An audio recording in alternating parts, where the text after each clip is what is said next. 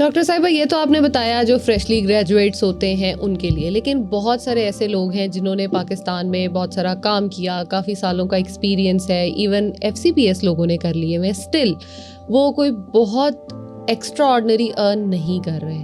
تو اگر کیا وہ آسٹریلیا جانا چاہتے ہیں تو they are back to square one, یا کیا کریں گے وہ؟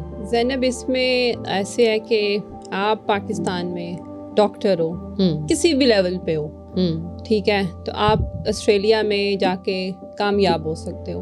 اگر آپ نے اسپیشلائزیشن کی ہوئی ہے پاکستان میں، فار ایگزامپل گائنی ہے، میڈیسن ہے، ریڈیولوجی ہے، آئی نو مینی پیپل جو ایز اے اسپیشلسٹ کام کر رہے ہیں آسٹریلیا میں، تو ان کے لیے اسپیشلسٹ پاتھ وے ہے. اور گڈ نیوز از کہ ان کو AMC نہیں دینا پڑتا. اچھا، واو. تو اس میں آپ ڈائریکٹ کالجز میں اپلائی کرتے ہو، اور وہ آپ کی اسیسمنٹ ہوتی ہے کالجز میں، اور اسیسمنٹ کے بعد وہ آپ کو بتاتے ہیں کہ بھائی آپ کا یہ ایکسپیرینس ہم for example equal to 3 years count کرتے ہیں. You need to do 1 more year of training in Australia in this college، اور اس کے بعد آپ کو جو ہے نا وہ ایگزامز وغیرہ ہوتے ہیں اور آپ کو دے دیتے ہیں. لیکن اس میں AMC والا پارٹ آپ کا اسکپ ہو جاتا ہے. تو جو لوگ اسپیشلائزیشن کا سب سے زیادہ ڈرونا پارٹ ہے وہی ختم ہو جاتا ہے.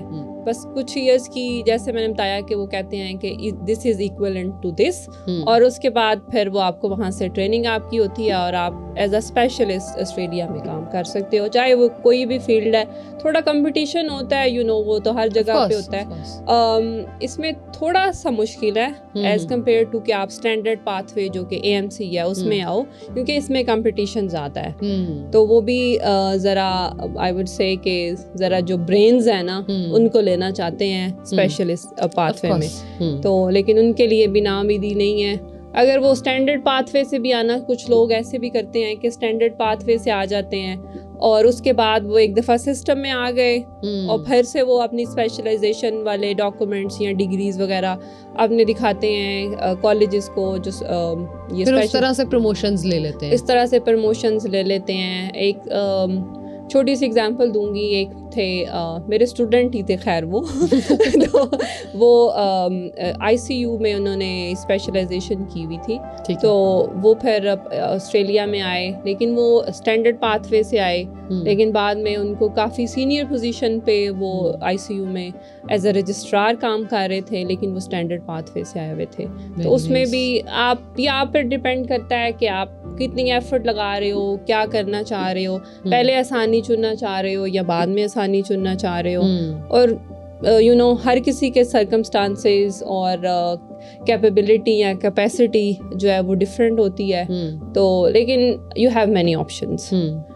لیکن ڈاکٹر صاحبہ یہاں پہ جیسے بہت سارے لوگوں کا یہ کانسیپٹ ہوتا ہے کہ جیسے سینئر ڈاکٹر کے پاس ہم نے جانا ہے، یا بہت میں نے تو پڑھے لکھے لوگوں کو بھی یہ کہتے سنا ہے کہ جی وڈی ڈاکٹر کو جانا ہے. تو کیا یہ کانسیپٹ وہاں پہ بھی چلتا ہے؟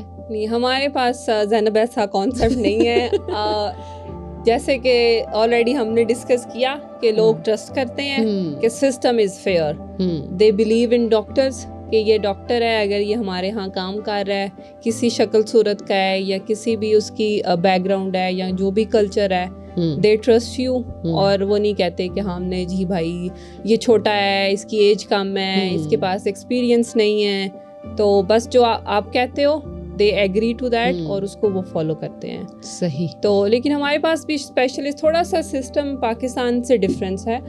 ڈفرینس اس میں یہ ہے کہ آپ جیسے ہم لوگ ڈائریکٹ اسپیشلسٹ کے پاس چلے جاتے ہیں، لیکن وہاں پہ آپ نہیں جا سکتے. ایک GP ہے جس کو جنرل پریکٹیشنر کہتے ہیں، آپ نے اس کے پاس جانا ہے، جو کہ جیسا کہ آپ کا فیملی ڈاکٹر ہوتا ہے. آپ اس کے پاس جاؤ گے، وہ جو دیکھے گا وہ آپ کو اس کے اکارڈنگلی ٹریٹ کرے گا. اگر اس کو لگ رہا ہے کہ یہ ایسا کام ہے جیسے کوئی گائنیکولوجیکل ایشوز ہیں، وہ پھر آپ کو اسپیشلسٹ کا ریفرل دے گا، لیٹر دے گا، اور پھر آپ جو ہے نا اسپیشلسٹ کے پاس آپ خود نہیں جا سکتے. آپ نے ریکمینڈیشنز پہ چلو گے.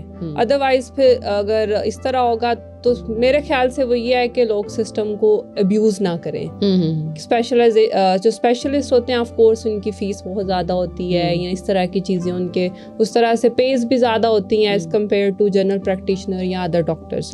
لیکن ہمارا تو یہاں پاکستان میں رہتے ہوئے خیال یہ ہے کہ جتنے لوگ آسٹریلیا میں رہتے ہیں وہ فری ڈاکٹرز کے پاس جاتے ہیں, کوئی پیسے نہیں دیتے. جی بالکل ایسے ہی ہے زینب, ہمارے general practitioner all and all free ہیں.